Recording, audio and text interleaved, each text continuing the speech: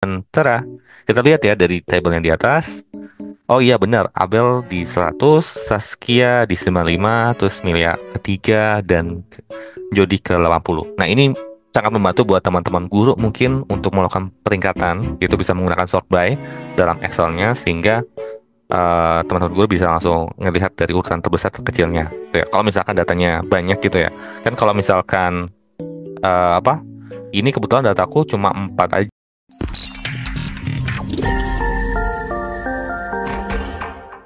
Oke, sekarang kita akan masuk ke pembelajaran baru dari Excel. Yang sebelumnya kita udah belajar dari LED, filter, VStack, dan sekarang kita akan masuk ke materi sort by. Apa aja yang akan kita belajar di sesi kali ini? Teman-teman akan mengetahui dari pengertian dari sort by itu sendiri seperti apa, rumus-rumusnya, gitu ya, sintak-sintak yang harus teman-teman ketahui, dan kita juga akan mengetahui dari example dan task yang akan teman-teman kerjakan. Oke, nggak usah lama lagi, mari kita coba explore untuk sesi kali ini. Yuk kita explore. Oke, ini kita udah masuk ke week 50. Kita akan bahas satu function setiap hari, gitu ya. Dimana sesi kali ini kita akan belajar function baru, yaitu sort by. Sesuai pengertiannya, short itu artinya kita melakukan proses pengurutan. Bedanya ada by-nya itu, yaitu bisa diurutkan berdasarkan kolom kriteria tertentu. Berbeda dengan sort yang mengurutkan berdasarkan kolom dalam array itu sendiri, sedangkan sort by, teman-teman bisa atur mengurutkannya berdasarkan kolom lain atau multiple kriteria yang teman-teman bisa tentukan ya untuk menentukan prioritasnya. Dalam menyusun sort by itu menggunakan formulanya sort by array-nya ya, kumpulan data yang mau kita ambil. Terus array 1 itu adalah bagaimana dia diurutkannya.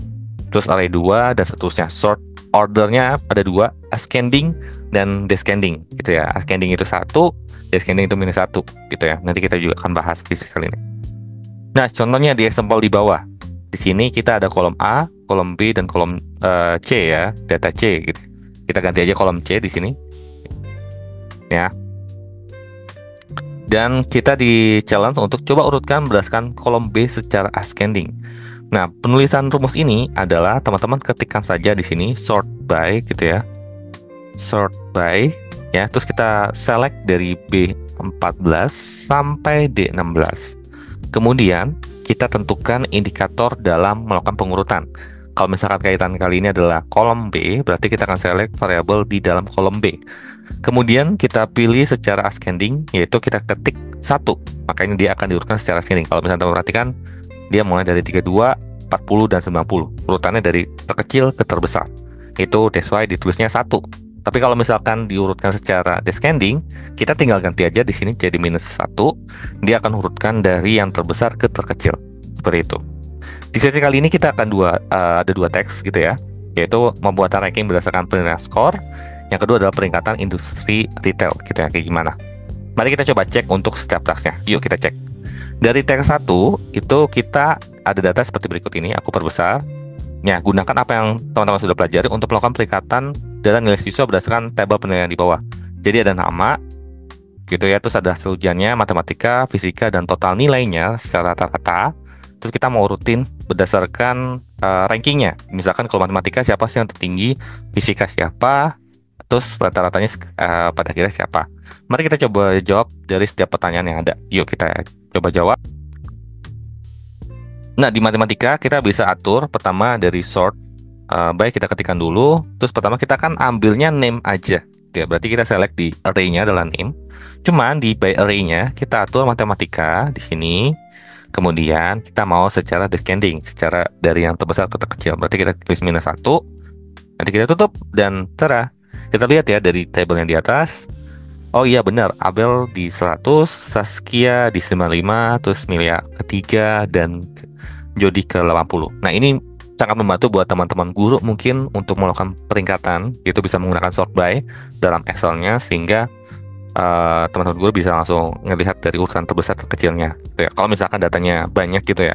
Kan kalau misalkan ini kebetulan dataku cuma 4 aja. Bayangkan kalau misalkan ada datanya ada di satu kelas ada 40, 80 ya. Kalau misalkan kita urutin secara manual mungkin agak PR gitu ya. Ataupun kita bisa langsung filter short juga bisa. Cuman itu akan bergerak selalu kan. Sedangkan kalau misalkan kita pakai sort by, kita nggak mengubah data di main base-nya. Main base-nya tetap data raw datanya tetap, cuman kita atur untuk outputnya. Outputnya kita bisa atur sesuai urutan. Jadi nanti bisa teman-teman bisa tetap keep, misalkan database teman-teman itu diurutkan berdasarkan nama dari huruf A sampai ke Z gitu ya. Tapi teman-teman mau urutin nama-nama mana yang ranking 1 di matematika, fisika, dan lain-lainnya sebagainya, itu nggak akan mengganggu. Jadi raw data ada di sheet sendiri, hasil analisa ranking juga ada di sheet sendiri. Mari kita lanjut ke fisika. Fisika tetap sama. Harusnya kalau misalkan teman-teman bisa ngerjain yang matematika, bisa juga kerjakan yang fisika. Caranya tetap sama, kita short name-nya, terus kita ambil yang fisikanya, kemudian kita ganti -1 seperti ini. Nanti kita lihat Saskia di ranking 1, terus Abel ranking 2, Jody ranking 3, dan Milea ranking 4. Dan secara average score, kita coba cek sort by lagi sini, kemudian kita array ya, terus kita ambil total nilai di sini, terus kita ambil -1. Nah, di sini peringkat 1 untuk semua nilai, rata-rata semua nilai itu ada Saskia, kedua dari Abel, ketiga dari Jody, dan terakhir di Milea. Seperti itu. Cukup mudah, teman-teman udah kebayang ya cara pengerjaan dari sort by-nya itu sendiri. Itu kalau misalkan satu kriteria. Bayangkan kalau misalkan ada multiple kriteria, gimana? Apa yang akan kita kerjakan? Kita coba lihat di task 2. Di task 2, teman-teman sebagai pemilik PT Harapan Kreasi Sejahtera akan melakukan pengurutan produk mana yang memiliki profit tertinggi dengan terlebih dahulu diurutkan berdasarkan kategori. Berarti nanti kita ada urutan kategori dulu, baru profitnya, gitu ya.